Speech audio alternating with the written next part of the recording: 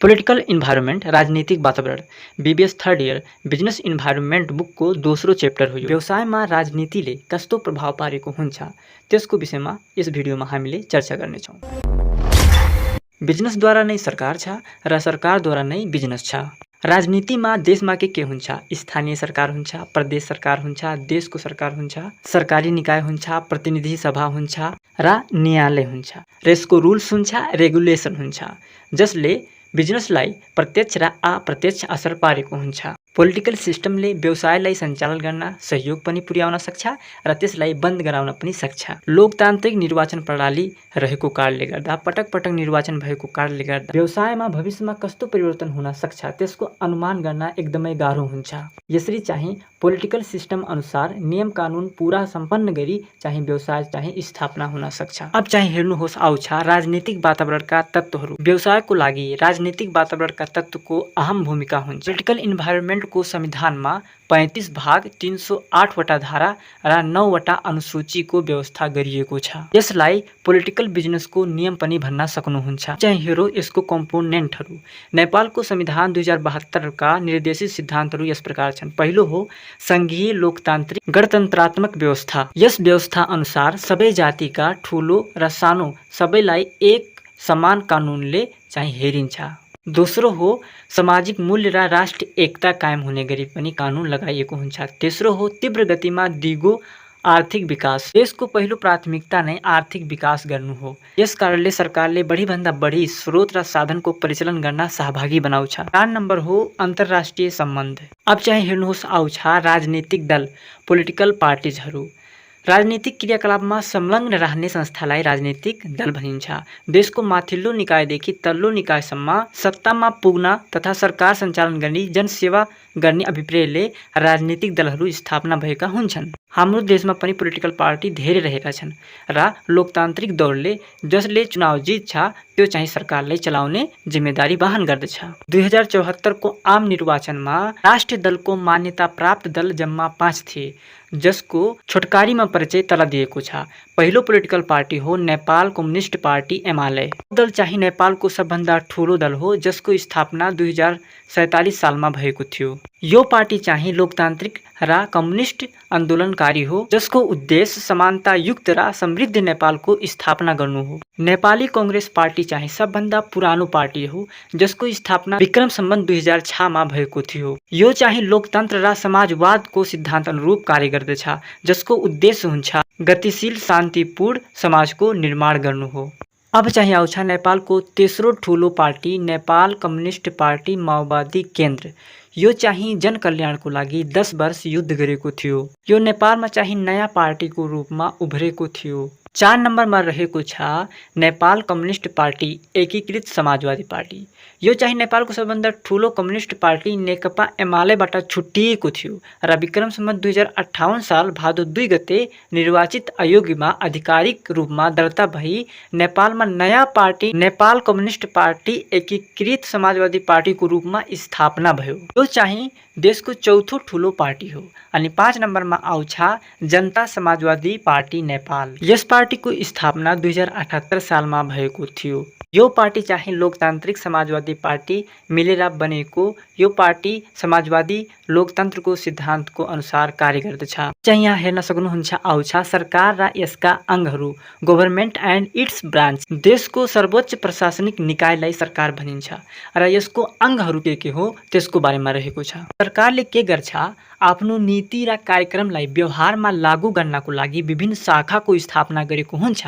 बिना शाखा स्थापना गरिकन त्यसले नीति र कानुनलाई राम्रोसँग लागू गर्न सक्दैन पुरै राष्ट्रमा। यसरी चाहिँ जनताको सुव्यवस्थाको लागि अमन चयनको लागि नीति नियमको लागि शान्ति सुरक्षाको लागि व्यवहारको लागि सुदृढताको लागि विकासको लागि चाहिँ ब्रान्चेज खोलेको हुन्छ जसमा का नम्बर हो व्यवस्थापिका प्रणाली। व्यवस्थापिका प्रणालीमा के हुन्छ प्रतिनिधि सभा हुन्छ र राष्ट्रिय सभा हुन्छ। खा नंबर हो कार्यपालिका प्रणाली, जसमा संघीय सरकार, प्रदेश सरकार र स्थानीय सरकार लोकल गवर्नमेंट रहेका हुन्छन्।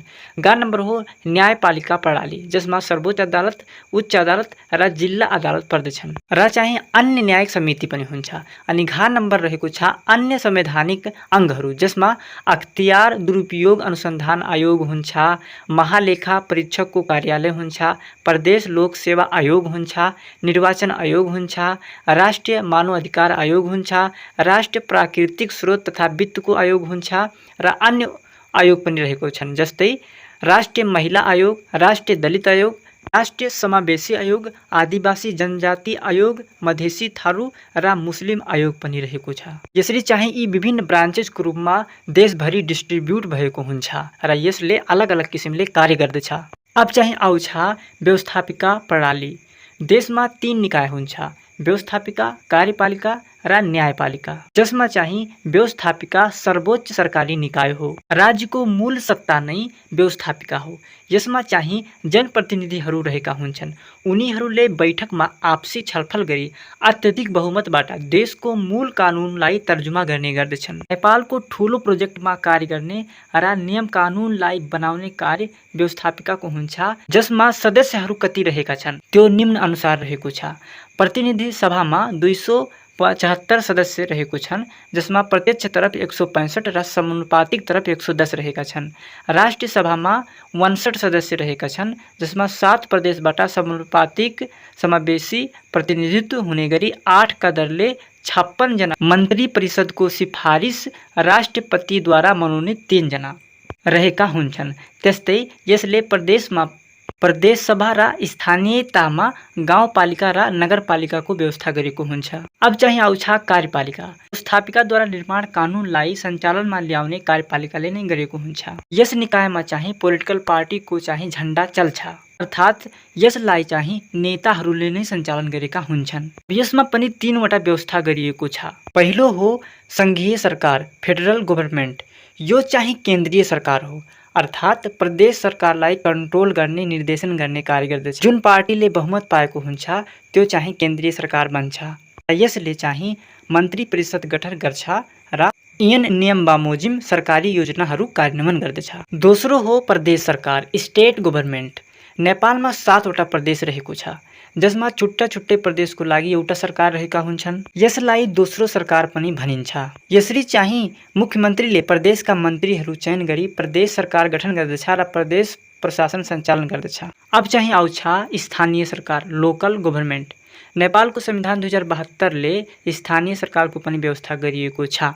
स्थानीय सरकार भनेको सानो सानो क्षेत्रको लागि मनोनित नेताहरू, जस्तै वार्ड अध्यक्ष। अब चाहिँ यहाँ चार्टमा हेर्न सक्नुहुन्छ, यहाँ प्रदेश रहेको छ।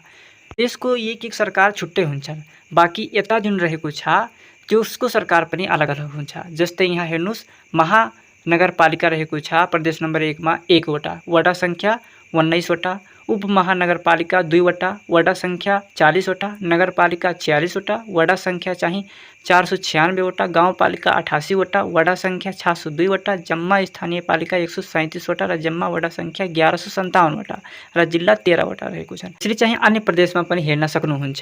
यसरी हरेक स्थानीय लेभलमा एउटा मनोनित नेता हुन्छन्, जसलाई स्थानीय सरकार भनिन्छ। अब चाहिँ यहाँ हेर्नुहोस्, अर्को निकाय हो न्यायपालिका, जुडिसियरी सिस्टम। यस निकायले प्रमुख कार्य के गर्दछ, जसले देशको नियम कानुन जुन अलरेडी बनिसकेको छ त्यसलाई यदि तोडिरहेको छ भने त्यसलाई दण्ड, जरिवाना, सजाय दिने कार्य गरेको हुन्छ। न्यायपालिका पनि एउटा अहम निकाय हो, किनभने यसबाट शान्ति सुरक्षा कायम रहेको हुन्छ देशमा। न्यायपालिकाले 3 तरिकाले न्याय गर्दछ, सर्वोच्च अदालतबाट, उच्च अदालतबाट, जिल्ला अदालतबाट र अन्य न्यायिक समिति रहेका हुन्छन्, जसद्वारा उसले न्याय दिने कार्य गर्दछ। अब चाहिँ आउँछ अर्को टोपिक, अन्य संवैधानिक अङ्गहरू, अदर कन्स्टिट्युसनल बडिज। न्यायको लागि र भ्रष्टाचार कम गर्नको लागि न्यायपालिका बाहेक अन्य पनि संवैधानिक अङ्गहरू हुन्छन्। जस्तै पहिलो हो अख्तियार दुरुपयोग अनुसन्धान आयोग। अख्तियार दुरुपयोग अनुसन्धान आयोगले के गर्दछ, आफ्नो पदको यदि कुनै कर्मचारीले या कुनै व्यक्तिले गलत इस्तेमाल गरिरहेको छ, गलत उपयोग गरिरहेको छ, घुस खाइरहेको छ, भ्रष्टाचार खाइरहेको छ, बजेटमा हेराफेरी गरिरहेको छ, त्यसको विरुद्ध लिने स्टेप हो तिनीहरूलाई सजाय दिने कार्यले यो चाहिँ अख्तियार दुरुपयोग अनुसन्धान आयोगको स्थापना गरिएको छ। यसको स्थापना विक्रम सम्बन्ध 2047 मा भएको हो। यो चाहिँ भ्रष्टाचारलाई न्यूनीकरण गर्दछ। दोस्रो हो महालेखा परीक्षकको कार्यालय, अफिस अफ अडिट जनरल। अब यो चाहिँ एकदमै जरुरी चाहिँ कार्यालय हो।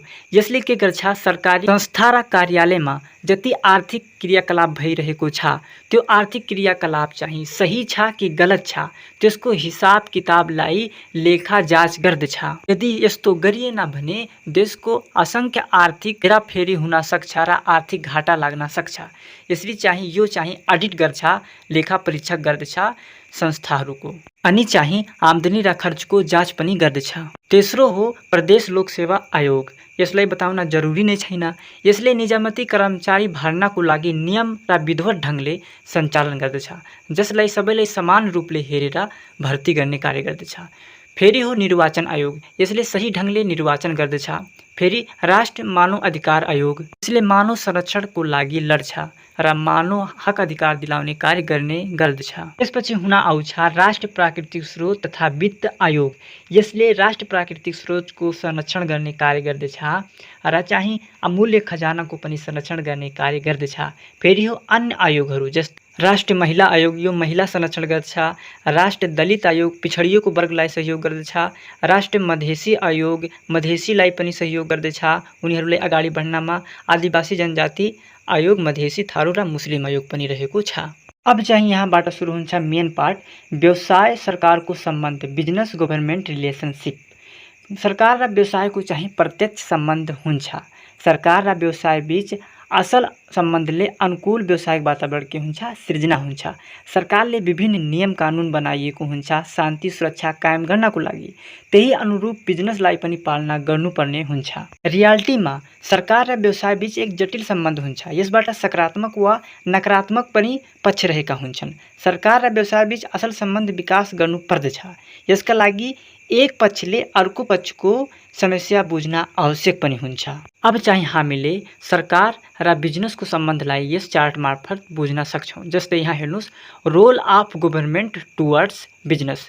बिजनेसको लागि गभर्नमेन्टको के भूमिका रहेको छ, गभर्नमेन्टले के जिम्मेदारी निर्वाह गर्नुपर्छ बिजनेसको प्रति। पहिलो हो जिम्मेदारी infrastructure and manpower development, अर्थात् विकासको पाँचौं पूर्वाधारहरूलाई उपलब्ध गराउनु पर्दछ। दोस्रो हो formulation and enactment of regulation and policies, व्यवसायहरूको लागि बिजनेसहरूको लागि उचित नियम कानुनहरूलाई तर्जुमा गर्नु पर्दछ। अर्थात् बिजनेसको लागि इको फ्रेन्डली चाहिँ रेगुलेसनको व्यवस्था गर्नु पर्दछ। तेस्रो हो प्रोभाइड अ स्टेबल इन्भाइरोमेन्ट, सरकारलाई व्यवसायको लागि उचित वातावरण उपलब्ध गराउनु पर्दछ। सोर्सेस अफ इन्फर्मेसन, जानकारीको स्रोत उपलब्ध गराउनु पर्दछ। र फाइनेन्सियल असिस्टेन्टको पनि व्यवस्था गर्नुपर्छ। सब्सिडिज, इन्सेन्टिभ्स र ग्रान्ट, सिक्योरिटी र प्रमोसन अफ बिजनेस र ट्रेनिङको पनि व्यवस्था गर्नुपर्दछ। अर्कोतर्फ role of business toward government, सरकारप्रति बिजनेसको के जिम्मेदारी हुन्छ। पहिला हो ट्याक्स पेमेन्ट गर्नुपर्दछ। दोस्रो हो एक्जिक्युसन अफ कन्ट्र्याक्ट, करारको कार्यान्वयन गर्नुपर्दछ।